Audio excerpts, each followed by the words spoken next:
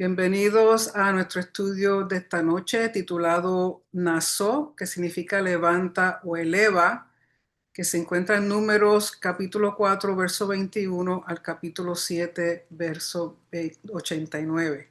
Y vamos a dar comienzo con la bendición de la Torah que dice así: Baruch ata Adonai Eloheinu melech haolam asher bahar banu amim benatan lanu et torato. Baruch ata Adonai noten haTorah. Amén.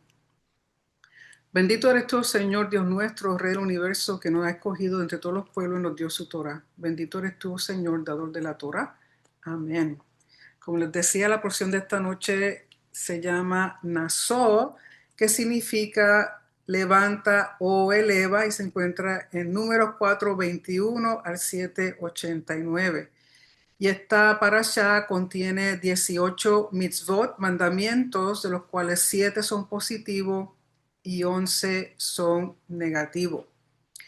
Y vamos a dar comienzo a la lectura. Y luego, después de la lectura, voy a presentarles un PowerPoint como resumen y comentario muy interesante que encontré respecto a la bendición sacerdotal. Y leemos. Empezando en el verso 21, dice: habló el Eterno a Moshe diciendo: haz el censo de los hijos de Gershón, también a ellos según sus casas paternas, por sus familias. De la edad de 30 años para arriba hasta la edad de 50 años los contarás. Todo el que viene al ejército para hacer el trabajo en la tienda de reunión. Es interesante que le llama ejército. Recuerden que ya se había hecho un censo de varones mayores de 20 años para el ejército, la milicia como tal. Y en este momento Hashem está haciendo también un censo, un conteo o un elevar la cabeza de aquí la familia de Gershón y les llama ejército. Cuando está contando los levitas, es un ejército especial dedicado al servicio o al trabajo o el abodá en la tienda de reunión. Verso 24 dice: este es el trabajo de las familias de Gershoni para trabajar y transportar. Transportarán las cortinas del tabernáculo, la tienda de reunión, su cobertura y la cobertura de piel de tajash que está sobre él por encima, y el velo de la entrada de la tienda de reunión. Las cortinas del patio, el velo de la entrada, el portón del patio que está junto al tabernáculo y junto al altar. Por alrededor, a sus cuerdas, a todos los utensilios de su servicio y a todo lo que se les dé para que sirvan.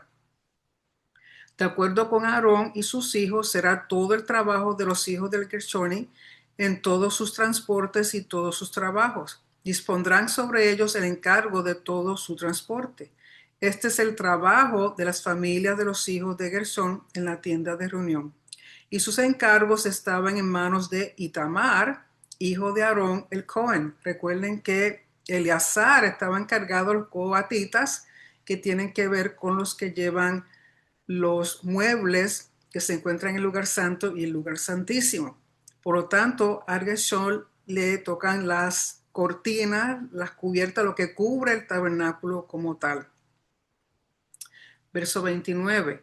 Y a los hijos de Merari por sus familias, según sus casas paternas, los contarás. De la edad de 30 años para arriba hasta la edad de 50 años los contarás. Todo el que viene al ejército para servir en el servicio de la tienda de reunión. Este es el encargo de transporte de todo su trabajo en la tienda de reunión.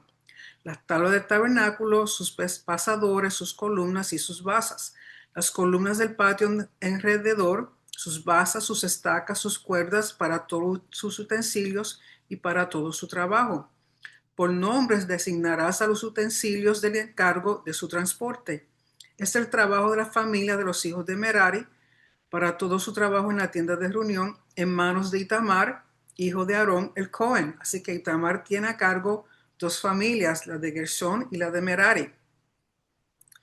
Y aquí a Merari le corresponde lo que vendría siendo el esqueleto del tabernáculo del Mishkan como tal. Todas las columnas, las tablas, sus basas, que sería el perímetro o el esqueleto. Verso 34. Contaron Moshe, Aarón y los príncipes de la congregación a los hijos de Kehati por sus familias y según sus casas paternas. De la edad de 30 años para arriba hasta la edad de 50 años, todo el que viene al ejército al servicio de la tienda de reunión.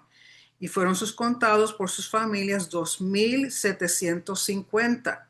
Sara lo está contando. Recuerden que habían contado a todos los levitas de 30 días de nacido para arriba, los primogénitos y todos los levitas. Y ahora está contando en familia los que tienen de 30 a 50 años que pueden ya comenzar a servir en el Mishkan. Así que de Kehat hay 2,750. Esta es la cuenta de las familias de Kehat y de todo el que sirve en la tienda de reunión que contó Moshe y Aarón de acuerdo con el mandato del Eterno en mano de Moshe. Verso 38. Los contados de los hijos de Gershón por sus familias según sus casas paternas de la edad de 30 años para arriba hasta la edad de 50 años, todo el que viene al ejército para servir en la tienda de reunión. Fueron sus contados por sus familias según sus casas paternas 2,630. Estos son los contados de las familias de los hijos de Gershón, todo el que sirve en la tienda de reunión que contó Moshe y Aarón de acuerdo con el mandato del Eterno.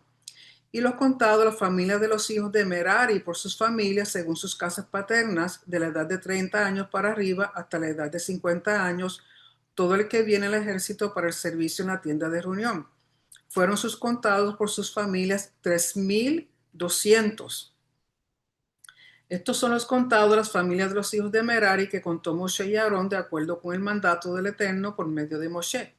Todos los contados que había contado Moshe, Aarón y los príncipes de Israel, de los Leviim por sus familias, según sus casas paternas, de la edad de 30 años para arriba hasta la edad de 50 años, todo el que viene para servir en el servicio de ministrar y en el servicio de transporte en la tienda de reunión. Fueron sus contados 8,580, o sea, el total de las tres familias, de todos los levitas de 30 a 50 años. De acuerdo con el mandato del Eterno, se los contó por medio de Moshe, cada uno por su servicio, por su carga, y fueron contados tal como había ordenado el Eterno a Moshe. O sea que cada cual ya conoce su rol, su función y su propósito dentro del campamento de los levitas con respecto al Mishkan. Cada uno tiene su trabajo, cada uno tiene su posición y no se pueden intercambiar. Una vez le fue dado lo que Hashem les ordenó, así queda por el resto de sus vidas. Capítulo 5. Habló el Eterno a Moshe diciendo, ordena a los hijos de Israel que envíen afuera del campamento todo sarúa, todo el que tuviere flujo y todo el que se impurificare por causa de un muerto. O sea que aquí van a ver lo que es impureza ritual.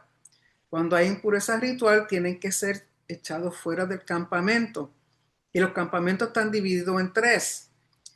Y el campamento de mayor santidad es el campamento del Mishkan, o sea, lo que llaman el Mahané Shekinah, que es la presencia, donde está la presencia divina, donde está dentro del Mishkan, es el lugar más santo, por lo tanto ahí no puede haber ningún tipo de impureza ritual. Luego sigue el campamento de los levitas y por último sigue el campamento de los israelitas, del resto de las tribus. Y dependiendo del grado de impureza, pues estas personas que tienen impureza ritual pueden llegar hasta cierto punto, pero ninguno de ellos puede entrar al campamento de la Shejinah, al campamento del Mishkan como tal. Verso 3. Tanto un varón como una mujer enviarán afuera del campamento, los enviarán para que no impurifiquen sus campamentos donde yo resido entre ellos. Esa es la razón, porque Hashem reside entre el pueblo donde está el Mishkan. Hicieron así los hijos de Israel y enviaron a aquellos afuera del campamento, tal como había hablado el Eterno a Moshe, así hicieron los hijos de Israel.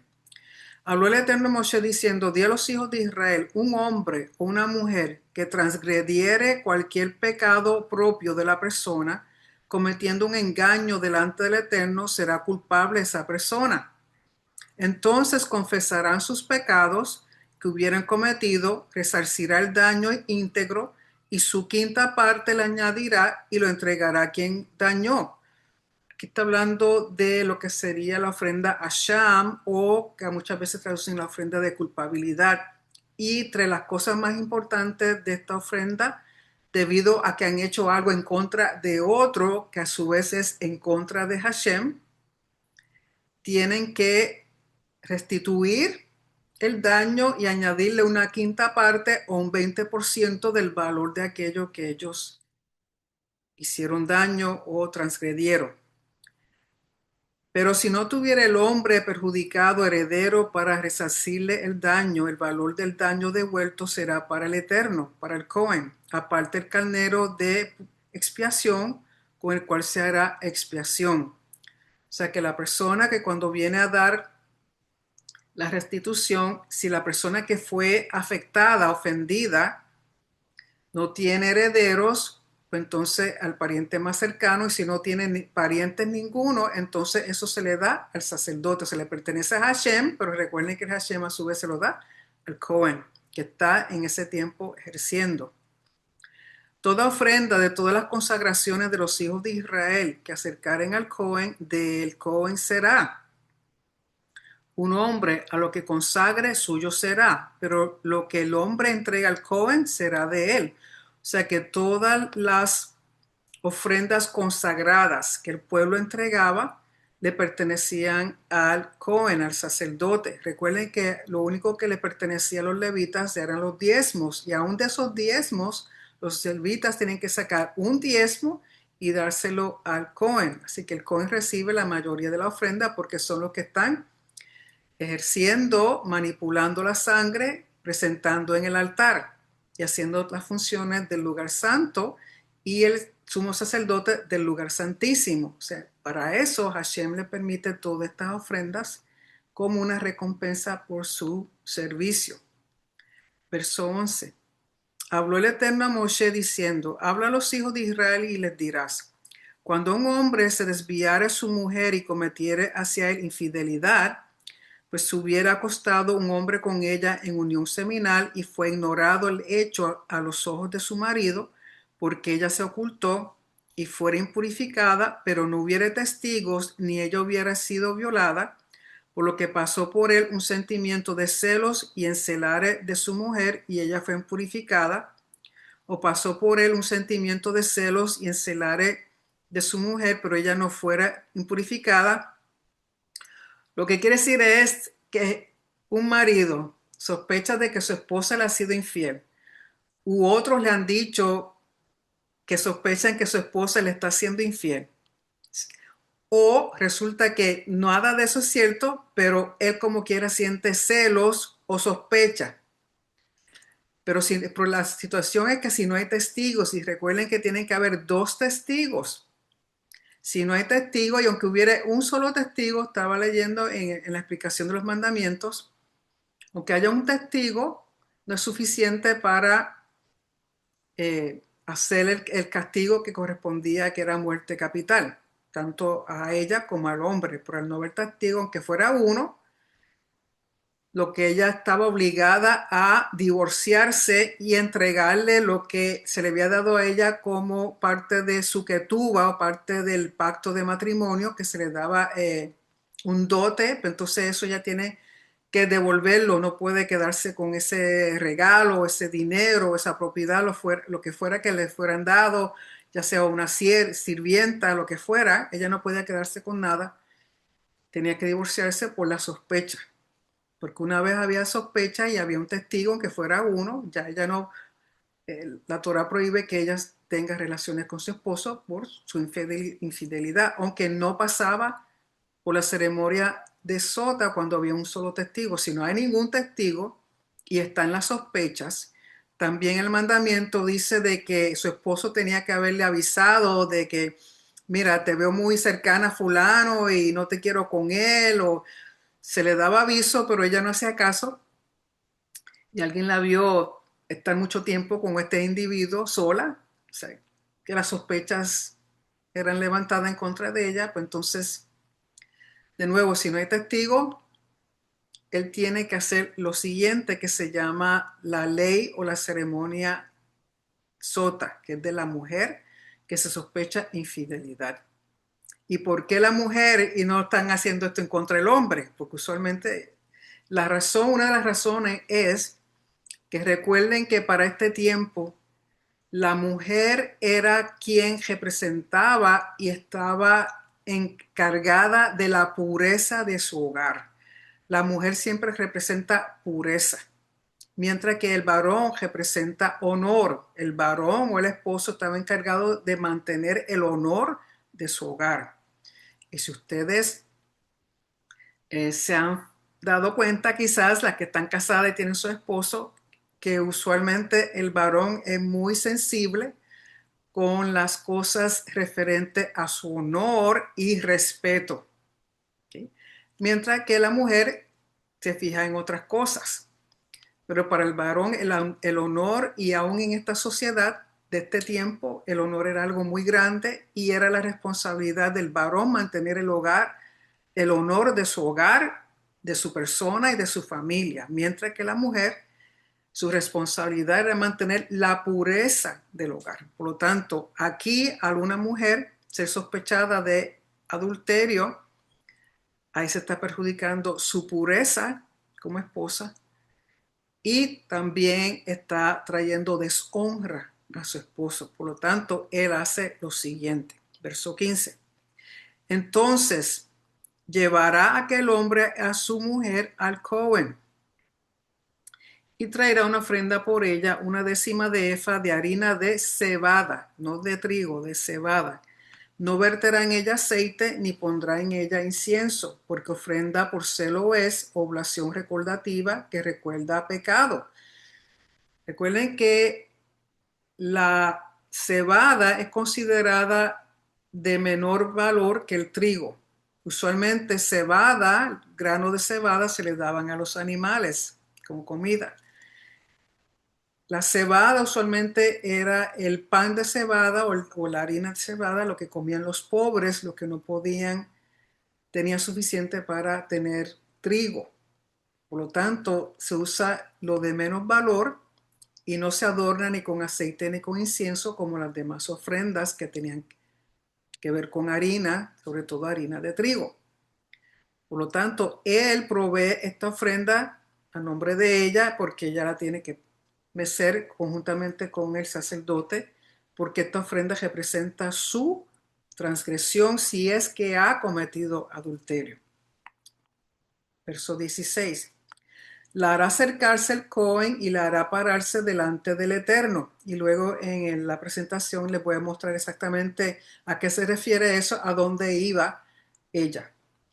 Tomará el Cohen aguas sagradas en un recipiente de barro. Aquí agua sagrada, que en otro tiempo hubieran dicho agua bendita, se refiere a que tomarían agua del lavacro. Recuerden que el lavacro tenía agua para lavar los pies y las manos del sacerdote, y esa agua, porque está en una vasija, un envase santo, pues entonces el agua queda santificada, queda separada para usos en particular. En este caso tomarían de esa agua. Y dice, del polvo que hubiera en el suelo del tabernáculo, tomará el Cohen y pondrá en el agua. O sea que va a mezclar esa agua con polvo que saca del suelo del tabernáculo. Recuerden que ellos están en el desierto y el suelo es la arena o la tierra del desierto, no hay piso como tal. Mientras que cuando está el templo, había un lugar específico donde una de las baldosas del piso del templo se podía levantar y sacar tierra de ahí. ¿Okay?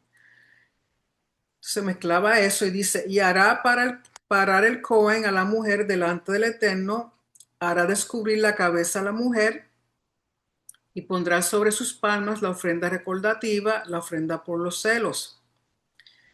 Y en la mano del Cohen estarán las aguas amargas que maldicen. Aquí dice que le hace descubrir su cabello, de donde sacan que la mujer casada debe cubrirse su cabello, como una forma de honrar a su esposo. Entonces, cuando uno lee la explicación del mandamiento, da a entender que le quita su cobertura, le alborota el pelo o le suelta el moño si tenía uno. Y también en la descripción da a entender que le rasga un poquito su vestido, o sea, para enseñar algo de su pecho, lógico, no todo, pero algo.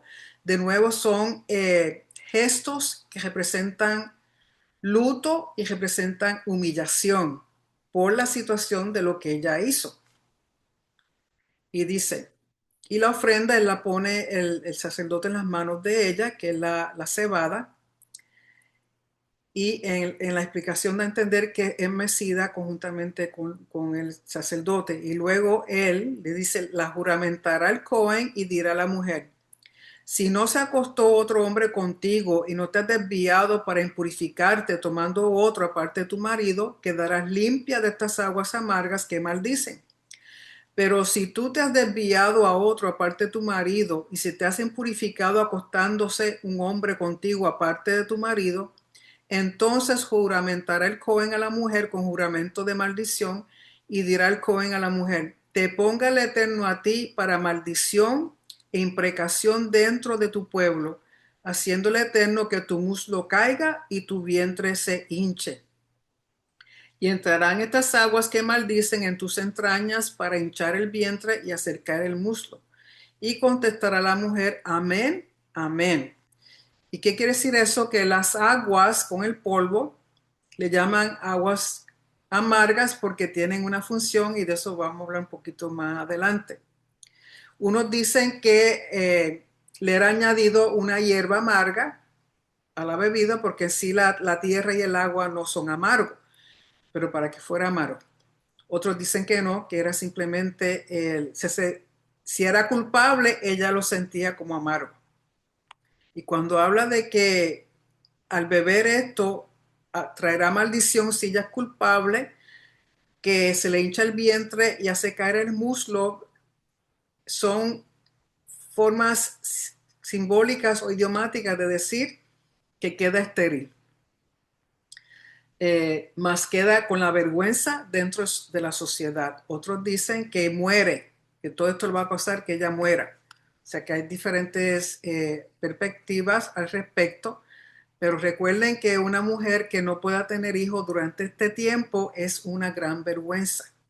Por eso las matriarcas, casi todas estériles, y Hashem hace el milagro de que ellas tengan hijos, porque los hijos son muy importantes, porque son los que van a llevar la continuidad del pacto, las herencias, las propiedades, la tierra que les fue prometida. O sea, son muchas cosas, por lo tanto los hijos eran bien, bien importantes tener herederos.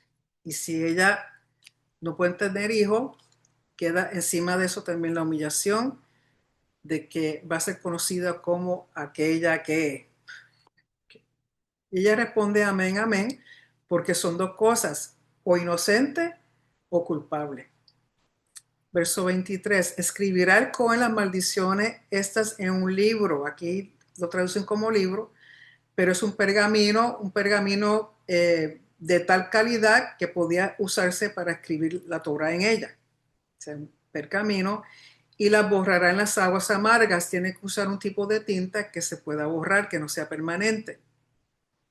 Dará de beber a la mujer las aguas amargas que traen maldición y entrarán en ella las aguas que maldicen para amargar. Otra cosa que en la explicación del mandamiento dice que el nombre de Hashem es escrito y al meter ese pergamino en las aguas se borra. ¿Okay? Porque la intención de esto es quien va a hacer el juicio es Hashem, no es ningún hombre.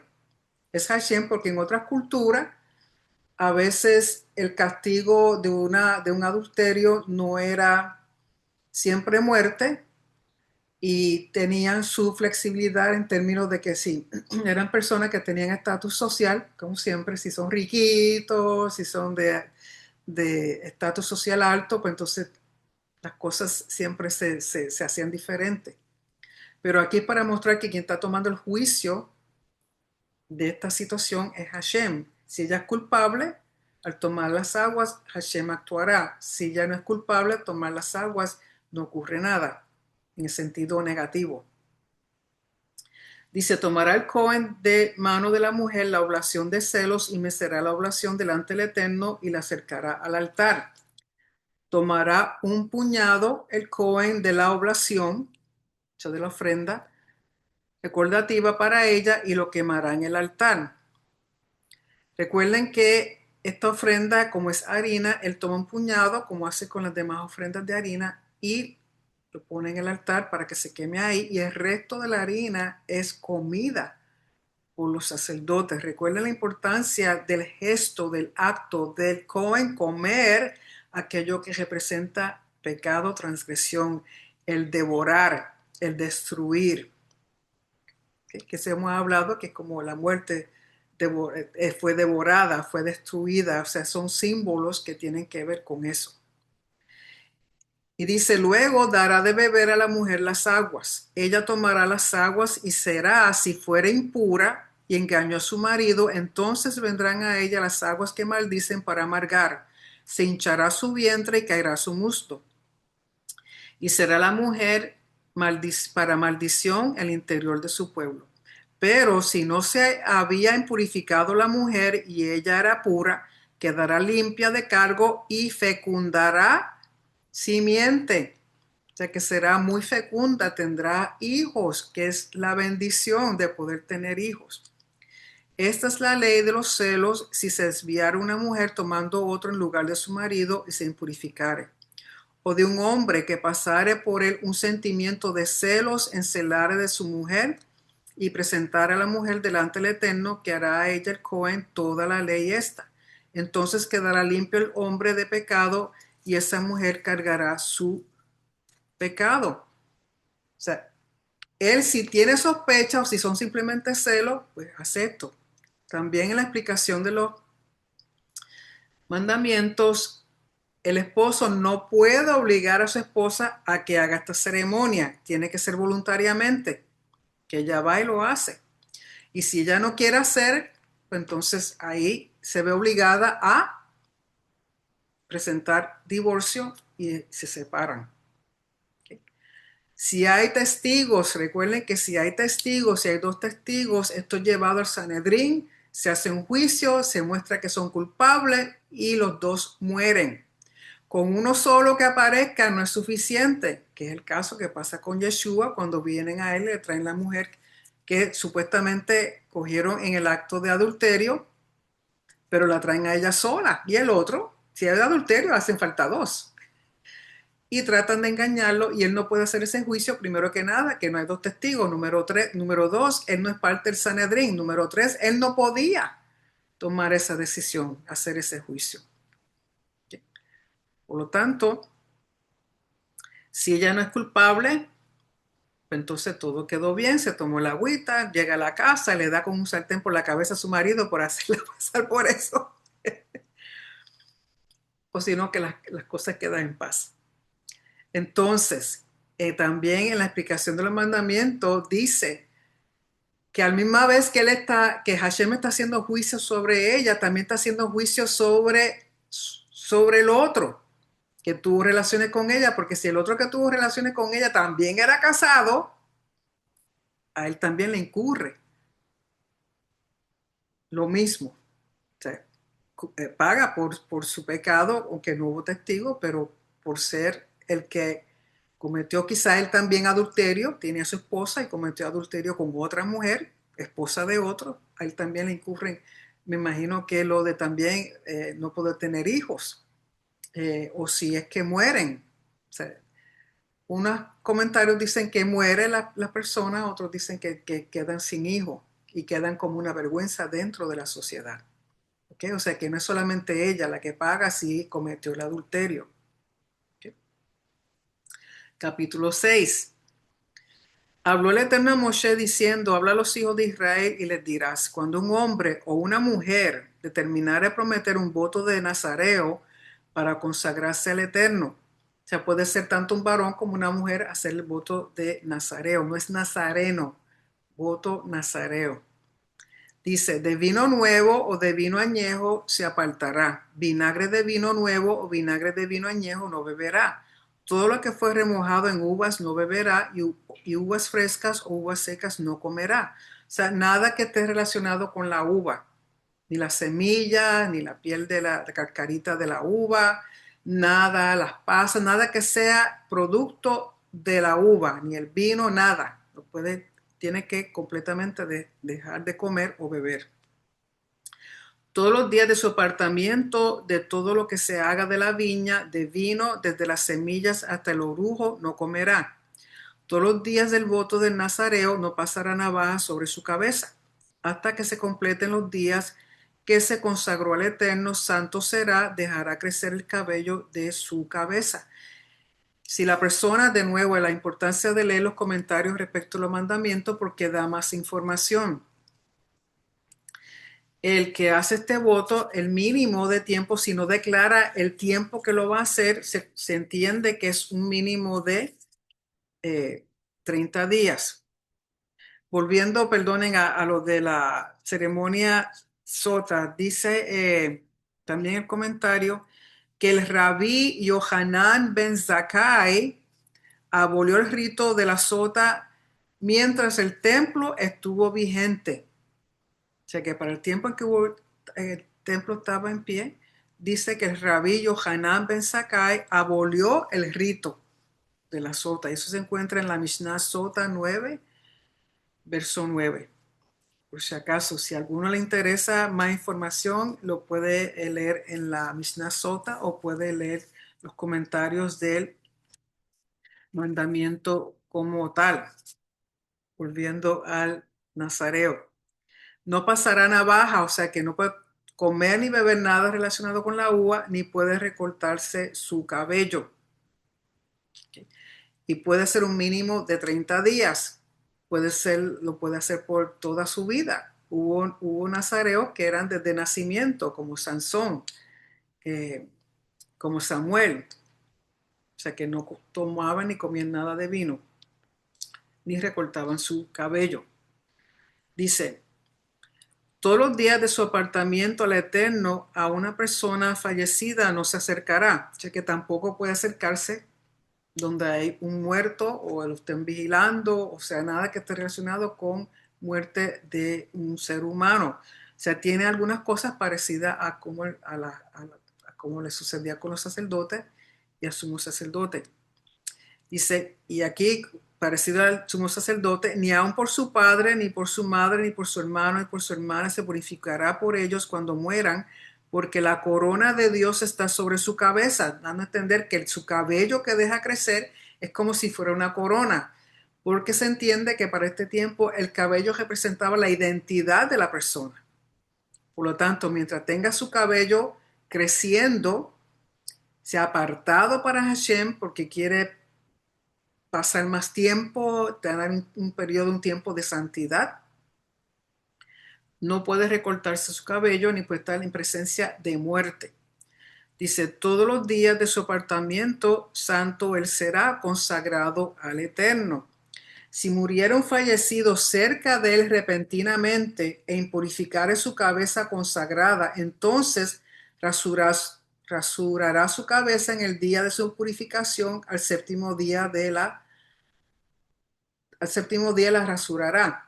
O sea, si en el transcurso de este voto alguien súbitamente se muere al lado de la persona, pues ya ahí la persona tiene que entregar y comenzar de nuevo. Tiene que recortarse el cabello y dice aquí, y recuerden que el estar impuro por muerte de un individuo, el rito son 7 días.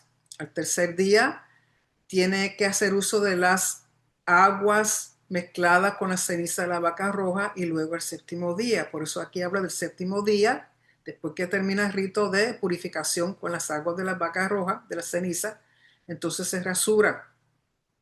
En el día octavo traerá 2 tórtolos o 2 palominos al Cohen a la puerta de la tienda de reunión. Hará el Cohen uno para ofrenda por purificación y el otro por holocausto, y expiará por él de lo que hubo pecado por estar junto al fallecido, y santificará su cabeza en ese día. Y nuevamente consagrará al Eterno los días de su Nesirut. Entonces traerá un cordero de un año para ofrenda por culpa, y los días primeros quedarán nulos porque fue impurificado su Nesirut. O sea que si fue interrumpido por muerte, se rasura, trae una ofrenda y comienza de nuevo, pero esos días que tuvo primeros, antes de que se tuviera que cortar el voto a mitad o cuando fuera, esos días no se cuentan, tiene que volver a empezar. Si había dicho 30 días, habían pasado ya 15, ya esos 15 no cuentan, tiene que volver a contar hasta 30 días. Verso 13, está la ley del nazareo en el día que se completen los días de su Nesurut. O sea, si no ha completado su voto por causa de muerte, pues hace una serie de ofrendas. Si llega a cumplir los días que había dicho que iba a ser el voto, entonces trae estas ofrendas. Dice, él vendrá a la entrada de la tienda de reunión, acercará su ofrenda al Eterno, un cordero de un año sin defecto por holocausto y una oveja de un año sin defecto para ofrenda por purificación y un carnero de un año sin defecto para ofrenda de shelamim y una canasta de galletas ácimas de sémola, galletas mezcladas con aceite, obleas ácimas untadas con aceite, sus oblaciones y sus libaciones. Acercará el Cohen delante del Eterno y hará su ofrenda por purificación y su holocausto. Al carnero ofrendará de shelamim al Eterno con la canasta de galletas ácimas. Y hará el Cohen a su oblación y a su libación. O sea, miren todo lo que tiene que traer una vez termina, completa sus días de voto de Nazareo. Y recuerden que cuando a Pablo tuvo que hacer esto por él y por otros, son muchas ofrendas y son costosas. Verso 18, rasurará el nazareo en la entrada de la tienda de reunión la cabeza de su nezirut, tomará los cabellos de la cabeza de su nezirut y los pondrá sobre el fuego que está debajo de la ofrenda de shelamim. Tomará el Cohen el antebrazo ya cocido del carnero, una galleta ácima del canasto y una oblea ácima y los pondrá sobre las palmas del nazareo después de que se hubiere rasurado el cabello de su nezirut. Los mecerá el Cohen elevación delante del Eterno, sagrado es para el Cohen, aparte del pecho de oscilación y la pantorrilla de elevación. Luego podrá beber el nazareo vino. Esta es la ley del nazareo que hiciera un voto de su ofrenda al Eterno por su nezirut, aparte de lo que alcanzare su mano. De acuerdo con la promesa que él prometa, así harán según la ley de su nezirut. Se hizo el voto por 30 días, 45, un año, 2 años, 10 años. ¿Sí? Pero hoy día sabemos que no se puede hacer debido a que al completar los días hay que traer estas ofrendas. No hay templo, si no puedes traer la ofrenda no puedes hacer este tipo de voto. Aunque en los comentarios de los mandamientos dice que una persona que haga ese voto tiene que irse para la tierra de Israel, esperar que el templo se construya para poder entregar su voto. Así que, pero en sí no se puede hacer porque no se pueden hacer las ofrendas correspondientes al terminar. Y luego en el verso 22, algo muy conocido, que es la bendición sacerdotal. Dice, habló el Eterno a Moshe diciendo, habla de Aarón y a sus hijos diciendo, así bendecirán a los hijos de Israel diciéndoles, te bendiga el Eterno y te cuide, ilumine el Eterno su rostro hacia ti y te agracie. Alce el Eterno su rostro hacia ti y te otorgue paz. Pondrán mi nombre sobre los hijos de Israel y yo los bendeciré. Así que es Aarón y sus hijos, los sacerdotes, los que hacen esta bendición. Y luego vamos a ver la presentación cuándo es que se hace hoy día. ¿Okay? Y tiene que ser un sacerdote. Y en el capítulo 7 habla de que sucedió en el día que acabó Moshe de erigir el tabernáculo, que lo ungió y lo consagró con todos sus utensilios. Recuerden que la palabra, la Biblia, la Torah muchas veces no está en orden cronológico. Se habló de una cosa y ahora está volviendo a cuando se está terminando de construir el tabernáculo y se va a inaugurar el altar. Dice, también al altar con todos sus utensilios los ungió y los consagró. Acercaron los príncipes de Israel, jefes de sus casas paternas, que ellos son los príncipes de las tribus, y ellos estaban sobre los que fueron contados, y trajeron sus ofrendas delante del Eterno, 6 carros cubiertos y 12 vacunos, un carro por cada 2 príncipes y un toro por cada uno, y los acercaron delante del tabernáculo. Así que esta es la ofrenda que están haciendo los líderes, los príncipes de las tribus. Habló el Eterno a Moshe diciendo, toma de ellos que serán los carros para hacer el servicio de la tienda de reunión y los entregarás a los Leviim a cada uno según su trabajo. Tomó Moshe los carros y los vacunos y los entregó a los Leviim. 2 carros y 4 vacunos entregó a los hijos de Gershón, de acuerdo con su trabajo. Y 4 carros y 8 vacunos entregó a los hijos de Merari. Recuerda que Merari era el que cargaba todas las tablas, todas las columnas, todas las basas, todos los capiteles, mientras que Gershón eran las cortinas, los velos, las cuerdas, que son cosas pesadas. Y dice, de acuerdo con su trabajo en manos de Itamar, hijo de Aarón el Cohen, verso 9. Pero a los hijos de Kehat, que son los que llevan los más sagrados, que son los muebles del lugar santo y lugar santísimo, no entregó ninguno, porque el trabajo del santuario recaía sobre ellos, al hombro lo transportaban. La familia de Kehat tenía que cargar todos los muebles del lugar santo y lugar santísimo en sus hombros. No podían ser puestos en carros, no podían ser puestos en ningún sitio, tenían que ser cargados en los hombros. Ofrendaron los príncipes para la inauguración del altar en el día que fue ungido y acercaron los príncipes sus ofrendas delante del altar. Dijo el Eterno a Moshe, un príncipe por cada día. Un príncipe por cada día acercará su ofrenda para la inauguración del altar. Esta es la porción, la parashá más larga que tiene la Torá.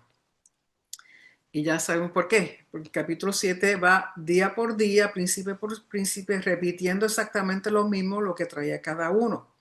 Y la pregunta es, ¿por qué? Si es lo mismo, ¿por qué? Y vamos a ver que, según los comentarios, era por la intención. Cada uno tenía una intención en particular en su corazón al hacer estas ofrendas, estos regalos para dedicar el altar. Por lo tanto, que a pesar de que es lo mismo, cada individuo tiene una intención especial. Cada individuo es un regalo personal como líder de su tribu, traerle esto a Hashem. No voy a leerlo todo, simplemente voy a nombrar a los líderes. En el verso 12 dice, el primer día su ofrenda a Nachshon, hijo de Aminadab, de la tribu de Yehudá. Entonces van a traer conforme están en los campamentos, en las salidas, como entraban y salían cuando el campamento se movían. Así que comienzan con Yehudá, que se encuentra al este. Y en el segundo día acercó Netanel, hijo de Tsuar, príncipe de Isahar, que está también con Yehudá. Y en el tercer día el príncipe de los hijos de Zebulón, Eliab, hijo de Gelón, que también está con Yehudá. Así que esos son los campamentos, los líderes al este. En el cuarto día el príncipe de los hijos de Rubén, Elitzur, hijo de Shedeur, que Rubén, recuerden, está al sur. En el quinto día el príncipe de los hijos de Shimón, Shelumiel, hijo de Tsurishadai, también con Rubén. En el sexto día el príncipe de los hijos de Gad, Eliasab, hijo de Deuel, también con Rubén. En el séptimo día el príncipe de los hijos de Efraín, Elishama, hijo de Amihud. Recuerden que Efraín se encuentra al oeste. En el octavo día el príncipe de los hijos de Menashe, Gamliel, hijo de Pedatsur, también con Efraín.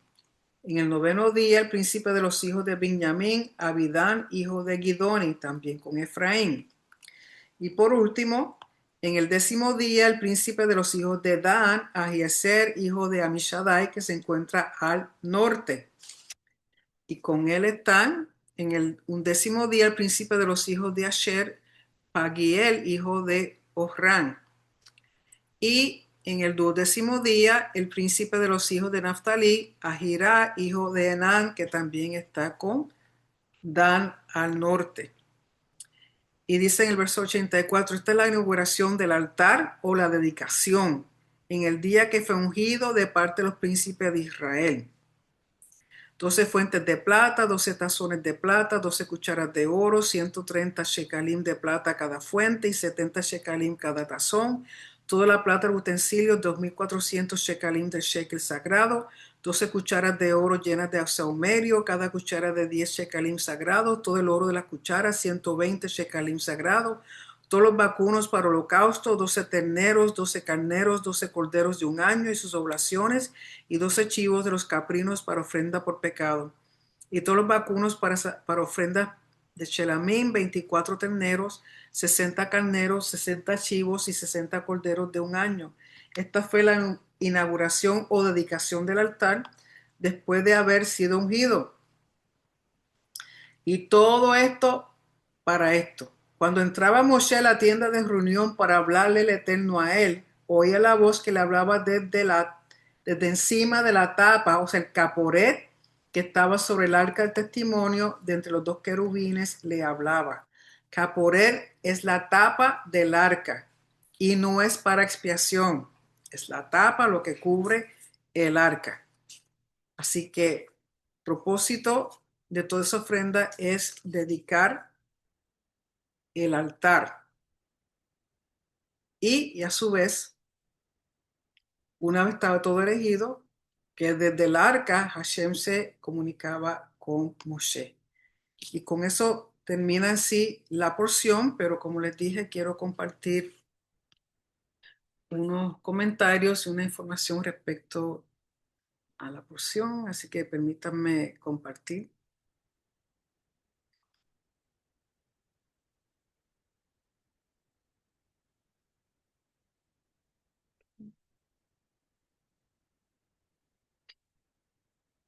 Como ya sabemos, Nassó, que significa levanta o eleva, números 421 al 789.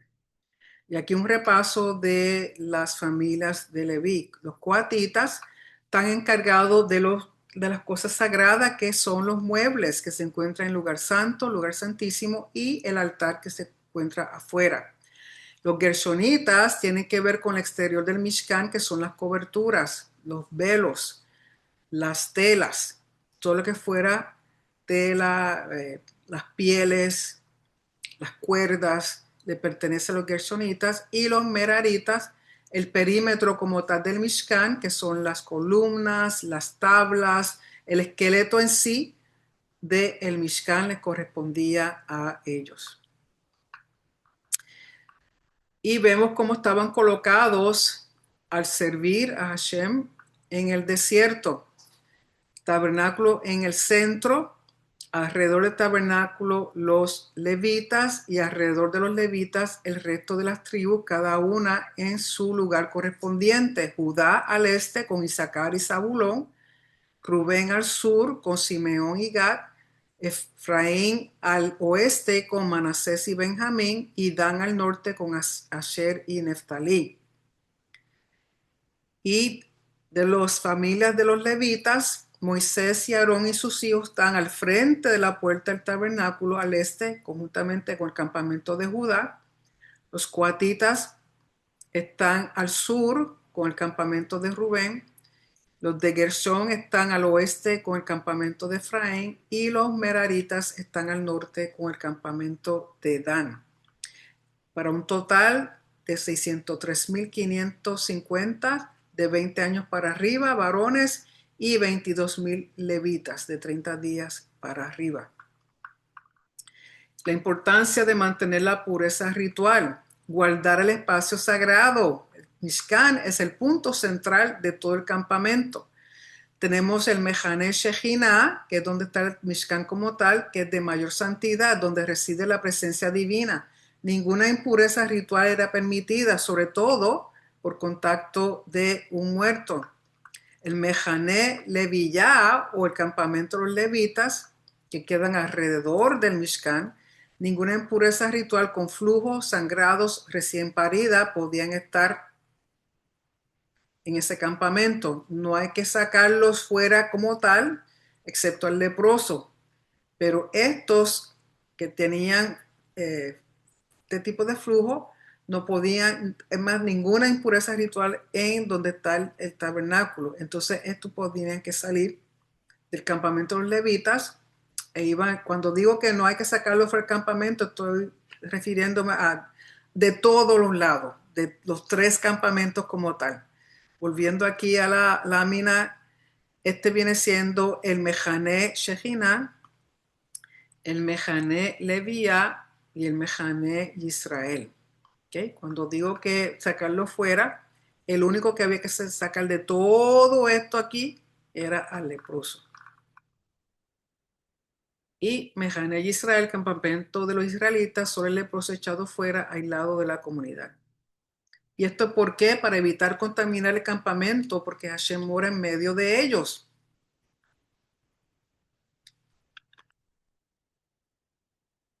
Por eso el Mishkan está en el centro y es el centro de todo el campamento, es el punto central. Aquí vemos de nuevo, son tres campamentos, Shejina, Leviyá y a Israel. Entonces el Metzorá, que es el leproso, que llaman leproso porque tiene una condición de piel, echado fuera de todo esto tenía que salir. No podían estar cerca. Son completamente aislados porque representan muerte. Y recuerden que en el campamento de Hashem no puede haber muerte. Y luego hablamos de los casos de transgresión, que es traición al prójimo y traición a Hashem. El mal uso de dinero o propiedad, ya sea robo, hurto, engaño, la persona tiene que confesar su pecado, restituirlo, el valor de lo que robó, hurtó o por lo que engañó, y añadirle un 20% o una quinta parte del valor de eso. Si el afectado muere, se le da al pariente más cercano. Si no tiene parientes, se le da al sacerdote y se convierte en propiedad sagrada. Hablamos de la ceremonia de sota. Marido sospecha infidelidad de su esposa. Es traída al sacerdote con una minja de cebada. El sacerdote prepara aguas amargas. ¿Y por qué aguas amargas? El precedente de este hecho de aguas amargas se encuentra en Éxodo 32:20. Si usted tiene su Biblia, vaya por favor a Éxodo 22:20, que es el precedente de 32:20 de las aguas amargas. El 32:20 dice: luego tomó el becerro que habían hecho y lo quemó en el fuego y lo molió hasta reducirlo a polvo, el cual esparció sobre la superficie de las aguas y lo hizo beber a los hijos de Israel, refiriéndose al becerro de oro con el cual cometieron idolatría. Al molerlo, hacerlo polvo y echarlo y mezclarlo con las aguas y la gente tomarlo, eso era aguas amargas. Es un juicio de parte de Hashem para saber quién había cometido idolatría con el becerro. Así que este es el precedente de las aguas amargas, Éxodo 32:20. Y luego en Isaías 14:12 dice lo siguiente. Si usted tiene de nuevo su Biblia, por favor vaya a Isaías 12. 14:12 dice: ¿cómo caíste del cielo, oh lucero, hijo de la mañana? Tú que abatías las naciones has sido derribado a tierra, refiriéndose como un lucero, como una estrella. ¿Y por qué mencionamos a esto? Recuerden que las estrellas representan reyes, representan reinos. ¿Okay? Entonces aquí le llaman lucero, hijo de la mañana, que en otras traducciones le llaman Lucifer, que significa lo mismo, lucero. Y no es que sea un nombre propio, sino que lo que representa, el simbolismo de lo que representa. ¿Cómo caíste del cielo? Y eso es una referencia, que luego lo vamos a leer en Revelación ya mismo. Vayan a Jeremías con respecto a las aguas amargas. Jeremías 9,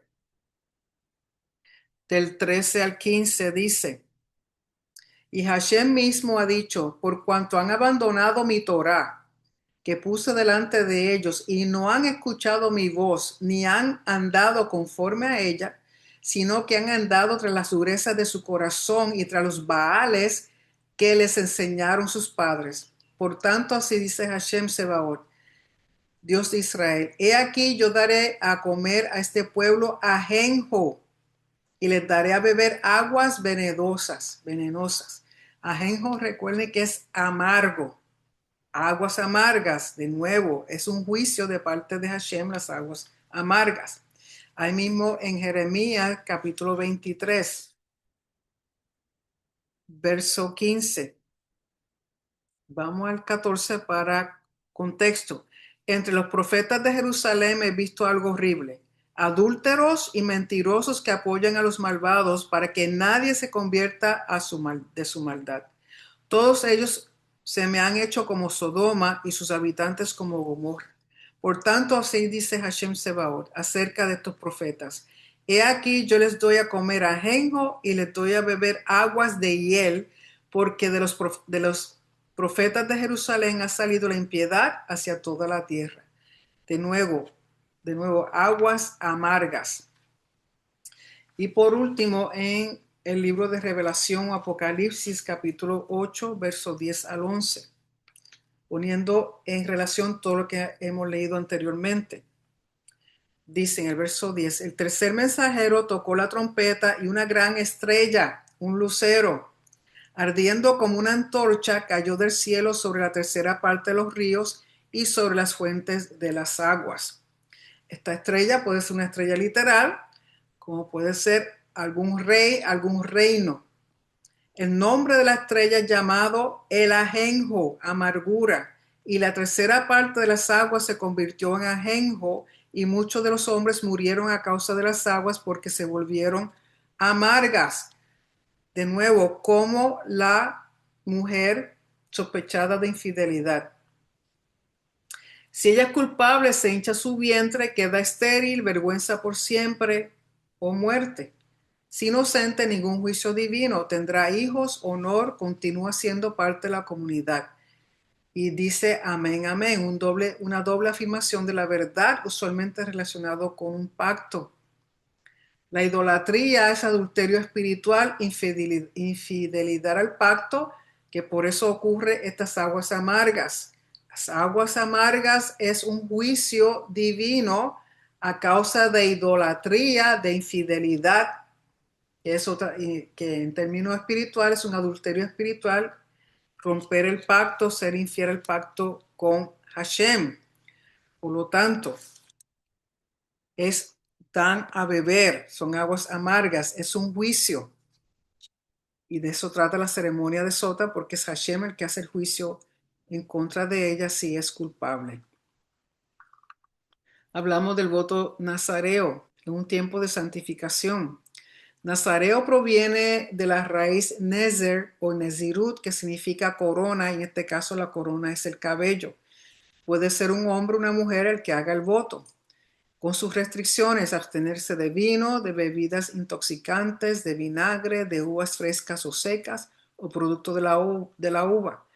Tienen que dejar crecer su cabello, no acercarse a ningún muerto. Que ducha todo el tiempo de su voto, que es un mínimo de 30 días. O sea, la persona es consagrada, es considerada santa mientras hace el voto y el mínimo son 30 días. Si incurre impureza antes de tiempo, a los 7 días, ofrenda específicas, recortar el cabello y al octavo comenzar de nuevo. Por ejemplo, si es interrumpido por muerte. Si completa su voto, trae un cordero de holocausto, una oveja de purificación, un carnero de shelamim, una canasta de panes sin levadura con aceite y sus libaciones. Corta su cabello y se quema en el fuego del shelamim. Hoy día no se puede hacer porque no está el templo para hacer la ceremonia de la conclusión del voto, que es con todas esas ofrendas. Y aquí una ilustración para mostrarle por qué dice quemar el cabello en el fuego del shelamim. Porque donde ellos están cocinando la ofrenda shelamim, el fuego que está debajo de la olla, aquí vemos al que está haciendo el voto siendo recortado su cabello y ese cabello entonces puesto tirado al fuego, el shelamim. Recuerden que el cabello representa la identidad de la persona, es como una corona. Entonces al ser recortado, ya su estatus de santidad deja de ser. Estuvo su tiempo de santidad, de consagración, y ahora él está entregando y está pasando a otro estatus. está volviendo a su estatus normal de hombre, de individuo, sin la consagración que tenía mientras estaba haciendo el voto. Recuerden que el Beit HaMikdash y el Mishkan es un espacio sagrado, y aquí vemos una ilustración del templo en el primer siglo, el segundo templo, cómo se veía con todo lo que era antes el Mishkan en telas, ahora son edificios permanentes. Y aquí estoy mostrando el lado que da para el norte. Tenemos este, norte, oeste y sur. Y alrededor del atrio de las mujeres hay 4 cámaras. A mano derecha, perdón, o a mano hacia el norte, al noreste tenemos la cámara de leña. Al noroeste tenemos la cámara de los leprosos. Al sureste tenemos la cámara del Nazareo. Y al suroeste tenemos la cámara de los aceites. Así que hablando de el que hizo el voto, tendría que entrar aquí, y como están cocinando y como están recortándole el cabello, tiene que ser en el área menos santificada, que da hacia afuera, porque se pueden sentar. Y aquí para mostrarle en la puerta Nicanor, que viene siendo la puerta de la entrada del Mishkan, hay 2 otras puertas. Entonces en esta puerta es que el nazareo va a presentar sus ofrendas, que es la puerta Nicanor. La puerta que era la puerta este del tabernáculo es lo que se va a convertir en la puerta Nicanor cuando el templo está edificado como un edificio permanente. Esta puerta que da más para el norte es donde se paraban para presentarse al sacerdote. Y en esa puerta ocurrían 3 presentaciones: la ceremonia sota, donde la mujer era traída, donde su marido trae a la mujer al Cohen, al sacerdote, tenía que traerla aquí. El leproso que ha sido limpiado y también tiene que restaurarse a la comunidad, tiene que pasar por un rito de reintegración, y aquí que se hace. Y el que hace el voto nazareo también se presenta aquí al Cohen. Y luego hablamos de la bendición sacerdotal, y aquí vemos todos los sacerdotes. Cuando estaba el templo vigente, durante el tiempo del templo se pronunciaba todos los días la bendición sacerdotal después de la ofrenda tamid. Y en Eretz Israel, o sea, en el resto de la tierra de Israel, se recitaba durante la repetición de la amida por el Hazán. Y en la diáspora, solo en Rosh Hashanah, en Yom Kippur, en Pesach, en Shavuot y en Sukkot, por un Cohen es que es permitido recitar la bendición sacerdotal al pueblo. Tengo entendido que, por ejemplo, una familia que estén celebrando Shabbat, muchas veces hacen la bendición sacerdotal a los hijos. El padre puede hacerlo a sus hijos en su hogar porque se está dirigiendo solamente a sus hijos, pero no puede hacer la bendición, si no es sacerdote, no puede hacer la bendición a toda la comunidad, a la sinagoga, a la congregación, a los que están participando de una festividad, lo que sea, al menos que sea un Cohen. Solamente el Cohen es permitido bendecir, y recuerden que realmente quien está bendiciendo es Hashem. Y aquí lo que vemos es que los sacerdotes levantan sus manos bien alto y hacen lo que llaman la doble shin. La forma en que ellos ponen sus manos es que están formando una shin con cada mano. Y aquí vemos el sumo sacerdote hacerlo un poquito diferente. En la bendición sacerdotal, el sumo sacerdote no puede elevar sus manos por encima de su cabeza porque tiene la corona de oro, la diadema de oro que dice Santo a Hashem, tiene el nombre de Hashem escrito, por lo tanto sus manos no pueden ir por encima del nombre de Hashem. Él tiene que dejar sus manos hacia el frente, mientras que los demás pueden elevar sus manos porque no tienen esa diadema. Así que aquí vemos un sacerdote que hace las mismas señales con sus manos, Y lo bonito es que es Hashem quien bendice al pueblo a través de los Kohanim. Recuerden que aquí es donde único es permitido que darle la espalda al lugar santísimo. Esta es la cortina que da al lugar santo y luego hay un pasillo y luego la puerta para el lugar santísimo, la cortina para el lugar santísimo. Y ellos están parados en los dos escalones del Ulam. El Ulam es la entrada o la antesala al lugar santo.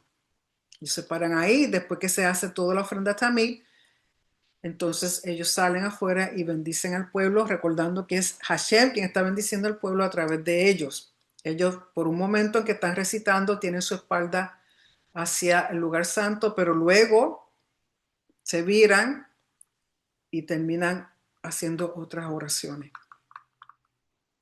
Y lo que quiero compartir con respecto a la bendición sacerdotal es un secreto, un comentario que estuve leyendo del rabí Efraín Palvanov, que dice lo siguiente. Leímos ya que en número 6:22 está la bendición sacerdotal al 27 y dice, habló Hashem a Moisés diciendo, habla a Aarón y a sus hijos diciendo, así bendeciréis a los hijos de Israel, diles, Hashem te bendiga y te guarde, Hashem haga resplandecer su rostro sobre ti y tenga de ti misericordia, Hashem alce sobre ti su rostro, ponga en ti paz. Así pondrá mi nombre sobre los hijos de Israel y yo los bendeciré. Y aquí tengo la palabra ko, que escrita en el hebreo con una kaf y una hei. Y en el español viene siendo la traducción en la oración la palabra así. Y aquí vemos en hebreo toda la bendición y la palabra ko, que viene siendo así bendeciréis, así. ¿Qué pasa con esta palabra? En el Zohar, la palabra ko alude a la luz divina. La palabra ko alude a la luz divina. La gematria de la palabra ko es 25, tiene un valor numérico de 25. Y es interesante que la palabra luz, or, es la número 25 en Génesis capítulo 1, verso 3. Y lógico, tiene que verlo en el hebreo. Si usted comienza a contar las palabras desde Bereshit, Bara, Elohim, hasta que llega aquí, la palabra que tiene la posición número 25, que viene siendo la palabra número 25 en todos esos versos del capítulo 1, capítulo 1, verso 3, donde dice Elohim Yehi Or, Vayehi Or. Elohim dijo sea la luz, Or, y fue la luz. Donde dice luz, Or, por vez primera, es la palabra 25 que da la causalidad que tiene un valor numérico 25 y hace referencia a la luz divina. ¿Y por qué esto es importante?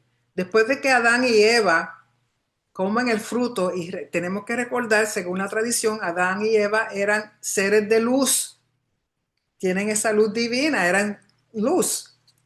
Comen el fruto, Elohim les hace una pregunta, y lo que es traducido como ¿dónde estás? Ayeká es realmente Ayekó. ¿Dónde está la luz divina? Eso está en Génesis 3:9. ¿Por qué? Porque a ellos comer lo que les estaba prohibido, ya pierden esa luz divina y entonces esa luz fue escondida en Mashiach.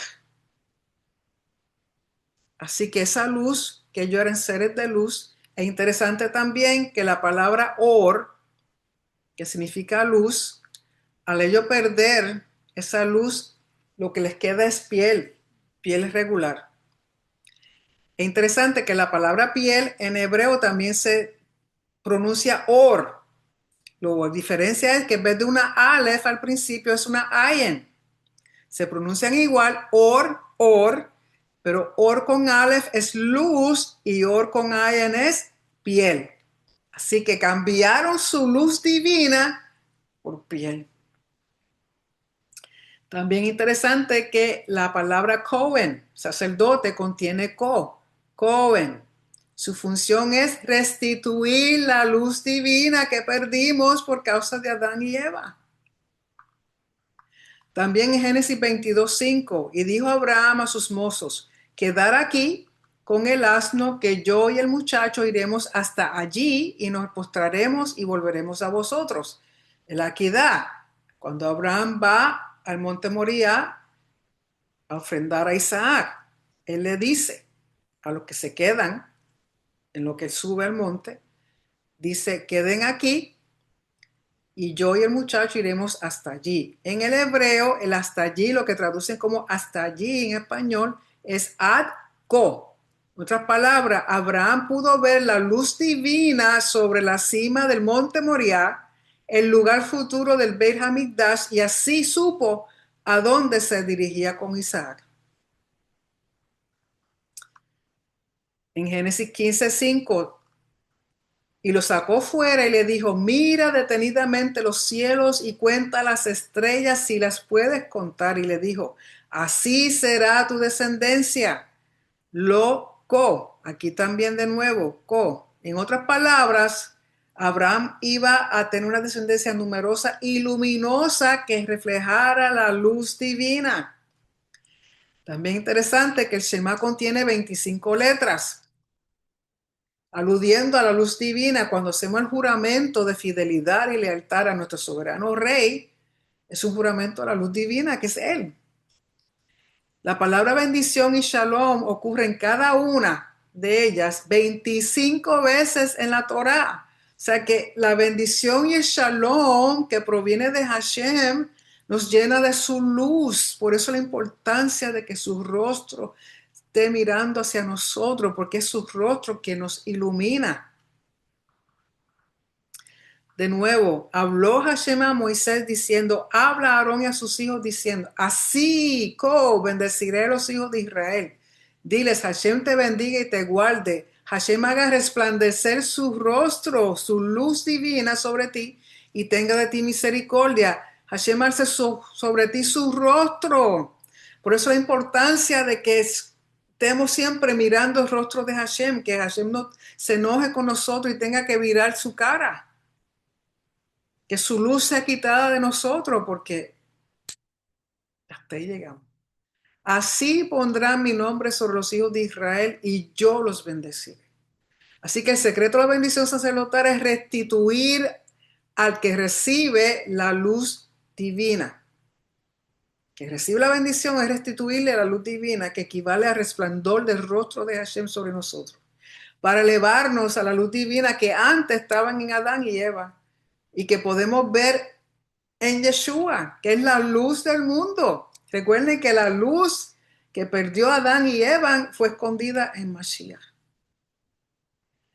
Yeshua, la luz del mundo, es el reflejo perfecto de Hashem. Por eso nosotros debemos también reflejar esa luz. También nosotros somos luz al mundo. Entonces mi pregunta es, ¿tu luz está brillando o está apagada? Y luego hablamos de la dedicación del altar, ofrenda de los líderes por sus tribus, 6 vagones y 12 bueyes, y los dieron a los levitas. Lógico, estos animales no era para ofrendarlo ese mismo día, eran ofrendas para los días correspondientes. Una vez todo está establecido, recuerden que habían que traer los holocaustos, que eran los corderos diarios, el tamil por la mañana, el tamil por la tarde, las ofrendas de Shabbat, las ofrendas de Luna Nueva, o sea, todo eso tenía que seguir. Y ellos ofrendan, traen estos animales como ofrenda para que sea utilizada en el Mishkan. Le dieron 2 vagones y 4 bueyes para los gershonitas, 4 vagones y 8 bueyes para los meraritas. Los coatitas no recibieron, pues ellos cargaban en sus hombros las cosas sagradas, y en uno de los midrash dice que ellos cargaban, pero realmente los muebles los cargaban a ellos. Por 12 días la dedicación, un líder por día, empezando con la tribu de Judá. Todos dieron lo mismo, pero la diferencia era en la intención. Y el resumen de la dedicación, que es Hanukkah, o sea, dedicar de Hanok, se encuentra en el verso 84 y 88. Y propósito de todo esto. Y cuando entraba Moisés en el Mishkan para hablar con Elohim, oía la voz que le hablaba de encima del caporet que estaba sobre el arca del testimonio, entre los querubines, y le hablaba. ¿Sí? Así que gracias, eso era lo que quería hablar respecto a la porción de esta noche. Recuerden siempre que nuestros estudios son puestos una vez está el video, son puestos en YouTube, también en Facebook, en nuestra página de Yeshua el Tamid, en Telegram bajo YNT Talmidim y también el audio en Spotify para aquellos que quieran escucharme mientras están camino al trabajo, o están en el trabajo, o me quieran ver, o sea, tienen muchas formas de escuchar el estudio. Así que, como les dije, con eso terminamos y como siempre, muchas gracias por su atención.